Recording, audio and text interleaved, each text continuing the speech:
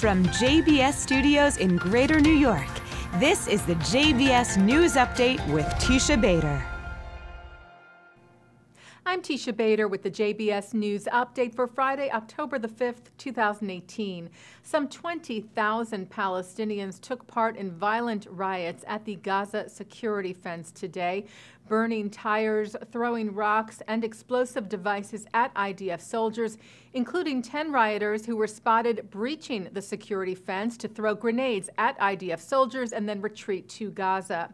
A number of incendiary devices were also sent over the fence from Gaza, sparking fires on the Israeli side of the border. The IDF responded to the violence today with riot control measures and live fire when absolutely necessary, according to IDF regulations. The IDF spokesperson's unit also said in response to grenades and explosive devices hurled at troops during the protests, an IAF aircraft carried out 2 airstrikes on Hamas militant positions in the Gaza Strip. The Hamas-run health ministry said 2 Palestinians had been killed in the riots today, and there were also a number of wounded.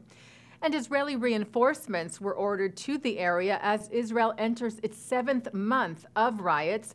The IDF shared on social media yesterday that IDF Chief of General Staff Lieutenant General Gadi Eisenkot, along with other senior military officials, decided to implement wide-scale reinforcements and to continue acting to thwart terror and infiltrations from Gaza. Israel's Defense Minister Avigdor Lieberman said the alert level on the Gaza border was high and that he instructed the IDF to maintain maximum preparedness for any scenario. Israeli Prime Minister Benjamin Netanyahu addressed the situation at the Gaza fence when he met today with the Foreign Minister of Germany, Heiko Maas, reiterating that Israel would take strong action against Gaza for every action against Israel and the residents of the South.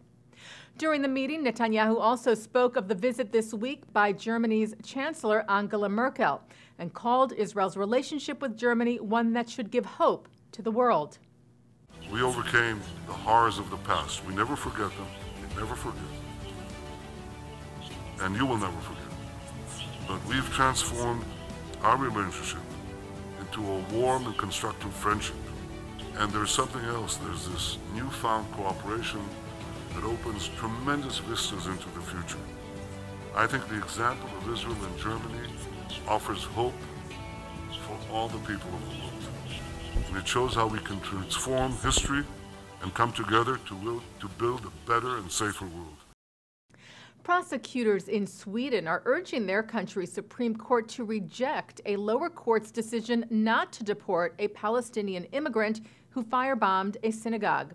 The Swedish Public Prosecutor's Office said they filed an appeal of a ruling this past June to not deport Faris al-Nadim, who together with 2 accomplices attacked a synagogue in Gothenburg last December and is serving a 2-year prison sentence.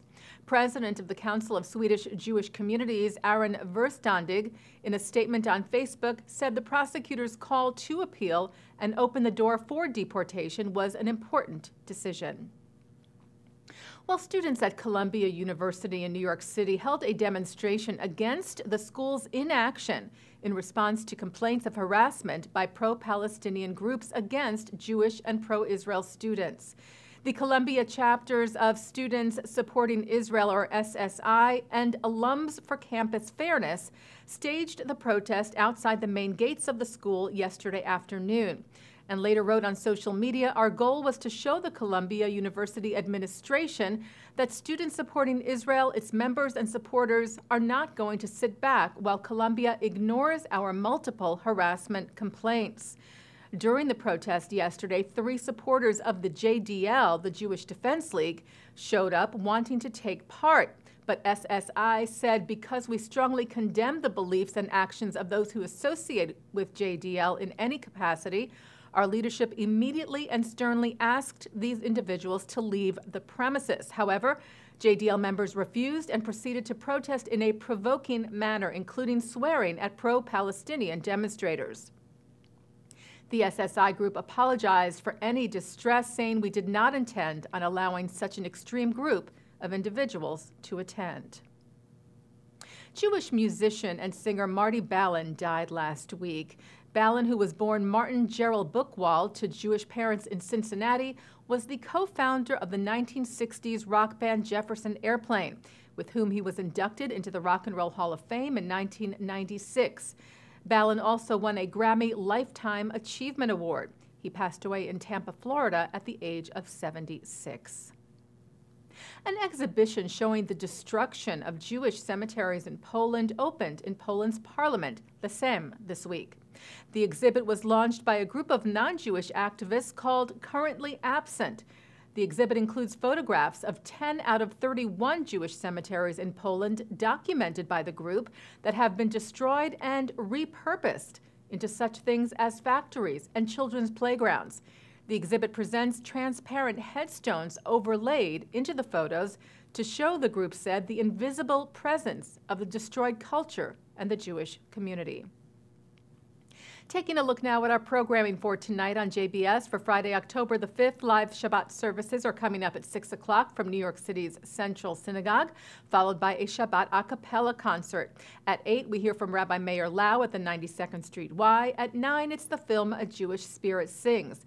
At 10, we hear from Israeli innovator Yossi Vardi, and at 10:30, it's Muzika with Israeli singer Achinoam Nini, or as she is known here in the U.S., Noah. And coming up right after this newscast tonight at 5:30, a look at this week's Torah portion. And that's the JBS News Update for Friday, October the 5th, 2018. I'm Teisha Bader. Shabbat Shalom.